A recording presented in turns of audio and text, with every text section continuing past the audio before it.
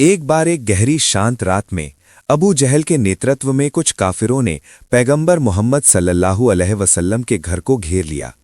हर एक के हाथ में खुली तलवार थी और उनका एकमात्र उद्देश्य ये था कि जब हजरत मोहम्मद सल्लल्लाहु अलैहि वसल्लम तहज्जुद की नमाज पढ़ने के लिए बाहर आएंगे तो उन्हें बेरहमी से मार दिया जाएगा।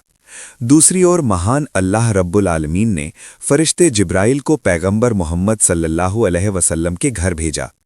फरिश्ते जिब्राइल अलैहिस्सलाम आए और हजरत मोहम्मद सल्लल्लाहु अलैहि वसल्लम को नींद से जगाया और कहा, हे रसूल अल्लाह, इस घर में अब एक पल भी रहना संभव नहीं है। काफिर योद्धाओं ने आपके घर को घेर लिया है। जब आप घर से बाहर निकलेंगे तो वे आपको मार डालेंगे, इसलिए आपको अभी इस घर को छोड़कर मदीना की ओर हिजरत करनी होगी। ये कहकर जिब्राइल अलैहिस्सलाम गायब हो गए। हजरत मोहम्मद सल्लल्लाहु अलैहि वसल्लम के पास ही हजरत अली रज़ी अल्लाह अन्हु सो रहे थे, इसलिए पैगंबर मोहम्मद सल्लल्लाहु अलैहि वसल्लम ने अली रज़ी अल्लाह अन्हु को जगाया और कहा, हे अली, अल्लाह ताला की ओर से वही आई है, मुझे मदीना की ओर हिजरत करनी होगी। यहाँ अब एक पल भी रहना संभव नहीं है। अबू जहल के नेतृत्व में कुछ काफिरों ने मेरे घर को घेर लिया है। नबी की बात सुनकर अली रज़ियल्लाहु अन्हु ने कहा, हे रसूल अल्लाह, आप एक पल भी देर न करें, आप मदीना की ओर यात्रा शुरू करें। मैं आपकी जगह आपकी चादर ओढ़कर सो जाऊंगा। सुबह काफिर सैनिक आकर मुझे मोहम्मद सल्लल्लाहु अलैहि वसल्लम समझकर टुकड़े टुकड़े कर देंगे, लेकिन मुझे इसमें जरा भी दुख नहीं होगा। मैं बल्कि आनंद महसूस करूंगा कि मेरे माध्यम से अल्लाह ताला ने अपने नबी की रक्षा की है। इसके बाद हज़रत मोहम्मद सल्लल्लाहु अलैहि वसल्लम ने घर का दरवाज़ा खोला और एक मुट्ठी रेत हाथ में लेकर सामने की ओर फेंकी। अल्लाह रब्बुल आलमीन की चमत्कारी शक्ति से वो रेत के कण हर काफिर योद्धा की आंखों में जा पड़े और वे छटपटाने लगे। इस अवसर का लाभ उठाकर रसूल मोहम्मद सल्लल्लाहु अलैहि वसल्लम घर से बाहर निकल गए। फिर हज़रत मोहम्मद सल्लल्लाहु अलैहि वसल्लम अबू बकर रज़ी अल्लाहु अन्हु के घर पहुंचे और केवल एक बार दरवाज़ा खटखटाया, तुरंत दरवाज़ा खुल गया। तब पैगंबर मोहम्मद सल्लल्लाहु अलैहि वसल्लम ने आश्चर्यचकित होकर कहा, हे अबू बकर, इतनी गहरी रात में केवल एक बार खटखटाने के साथ ही दरवाज़ा खोल दिया, क्या तुम सोए नहीं थे? तब हज़रत अबू बकर रज़ी अल्लाहु अन्हु ने कहा, हे रसूल अल्लाह, आज से 6 महीने पहले आपने कहा था कि किसी दिन आप हिजरत करेंगे और आपके हिजरत के साथ ही मैं होऊंगा। उस दिन से आज तक किसी रात मैंने बिस्तर पर पीठ नहीं लगाई है। कब आकर मेरे रसूल मुझे बुला लेंगे? मैं अबू बकर का दरवाज़ा खोलने में अगर देर हुई तो न जाने अबू जहल आकर मेरे नबी को चोट पहुंचाएगा। तब मोहम्मद सल्लल्लाहु अलैहि वसल्लम ने कहा, हे अबू बकर, यहाँ अब एक पल भी रुकना नहीं होगा, चलो हम मदीना की ओर चलते हैं। इसके बाद गहरी शांत रात में हज़रत अबू बकर रज़ी अल्लाह अन्हु और पैगंबर मोहम्मद सल्लल्लाहु अलैहि वसल्लम मदीना के रास्ते पर चलना शुरू करते हैं। इधर अबू जहल और उसके काफिर योद्धाओं को समझ में आता है कि किसी ने उनकी आंखों में रेत फेंकी है। वे ध्यान से देखते हैं कि मोहम्मद सल्लल्लाहु अलैहि वसल्लम के घर का दरवाज़ा खुला है।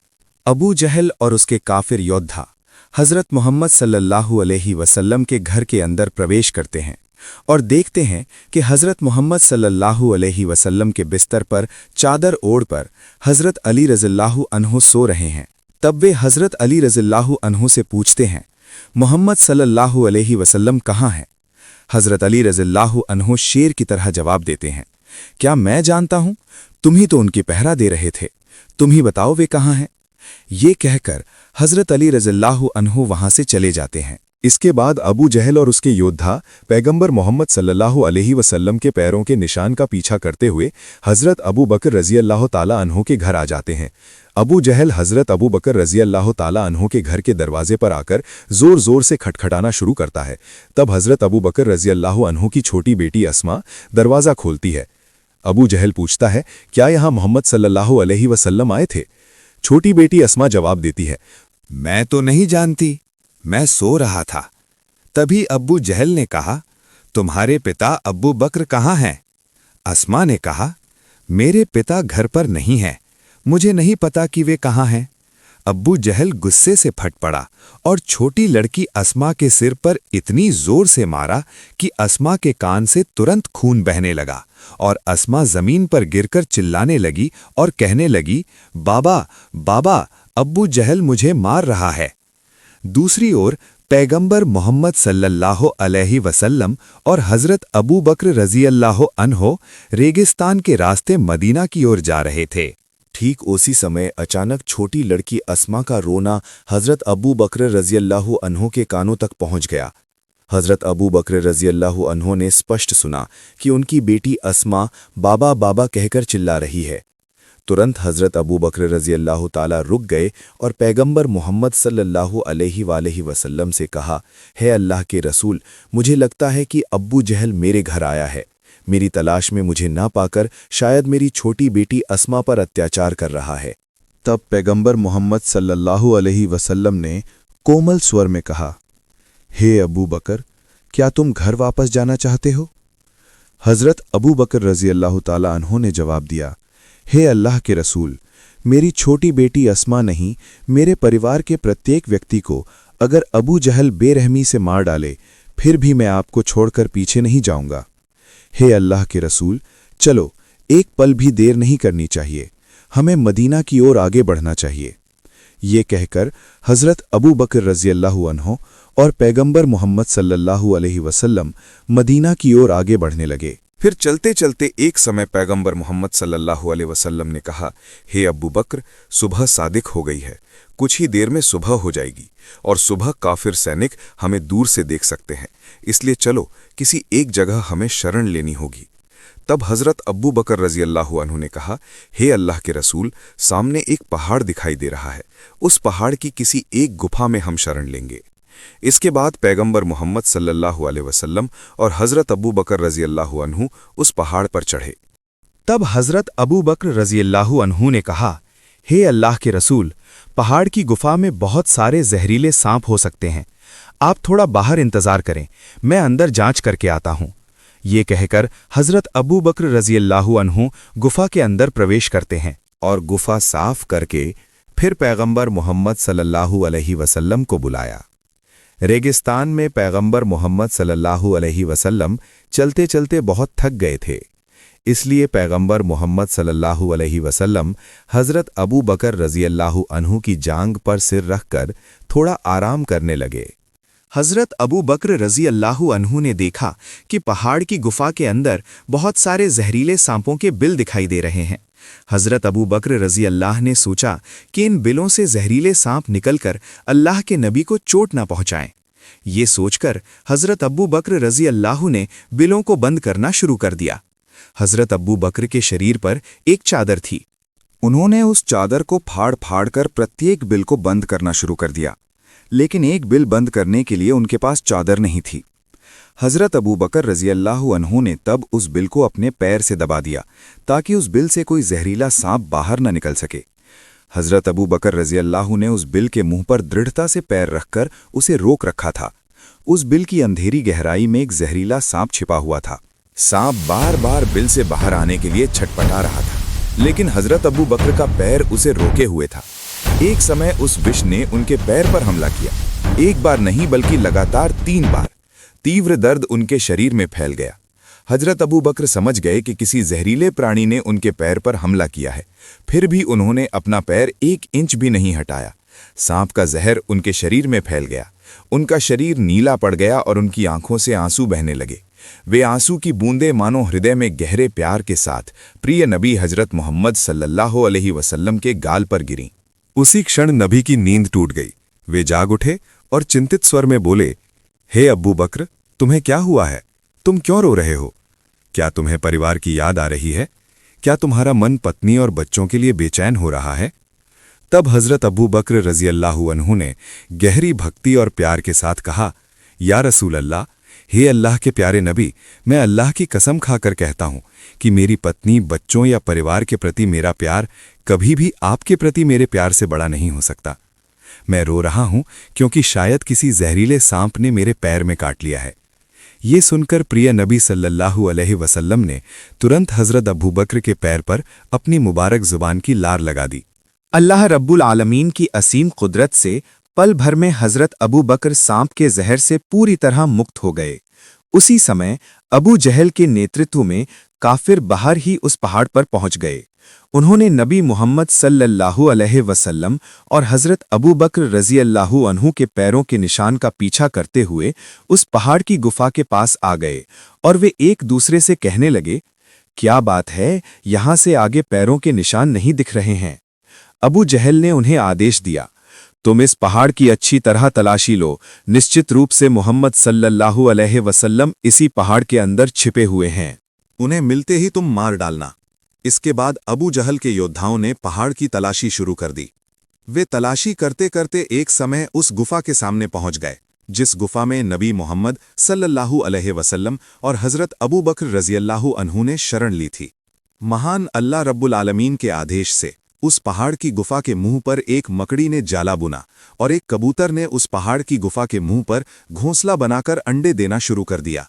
अबू जहल के दो काफिर योद्धा उस गुफा के पास आते हैं। एक काफिर योद्धा कहता है, मैं निश्चित हूं कि इसी गुफा के अंदर मोहम्मद और अबू बकर घुसे हैं। दूसरा काफिर योद्धा कहता है, अरे मूर्ख, इस गुफा के अंदर इंसान कैसे घुसेगा? क्या तुम नहीं देख रहे हो कि इस गुफा के मुंह पर मकड़ी का जाला है और गुफा के सामने एक कबूतर अंडे दे रहा है? जब कोई व्यक्ति इस गुफा के अंदर प्रवेश करेगा तो वो कबूतर तुरंत उड़ जाएगा और मकड़ी का जाला टूट जाएगा। अबू जहल के योद्धाओं ने पूरे पहाड़ की तलाशी ली, लेकिन नबी मोहम्मद सल्लल्लाहु अलैहि वसल्लम को नहीं ढूंढ पाए। तब उन्हें विश्वास हो गया कि नबी मोहम्मद सल्लल्लाहु अलैहि वसल्लम यहाँ नहीं हैं। ये सोचकर वे वहां से लौट गए। उसके बाद जब अबू जहल के काफिर योद्धा वहां से चले गए, तब नबी मोहम्मद सल्लल्लाहु अलैहि वसल्लम और हजरत अबू बकर रज़ियल्लाहु अन्हु उस पहाड़ की गुफा से बाहर आए और मदीना की ओर फिर से यात्रा शुरू की। तेज गर्मी में तपते रेगिस्तान में चलते चलते वे बहुत थक गए थे। नबी मोहम्मद सल्लल्लाहु अलैहि वसल्लम ने कहा, हे अबू बकर, देखो तो सामने कोई घर दिख रहा है क्या? हम बहुत भूखे और प्यासे हैं। अगर सामने कोई घर दिख जाए तो वहां से हमें कुछ खाना या पानी मिल सकता है।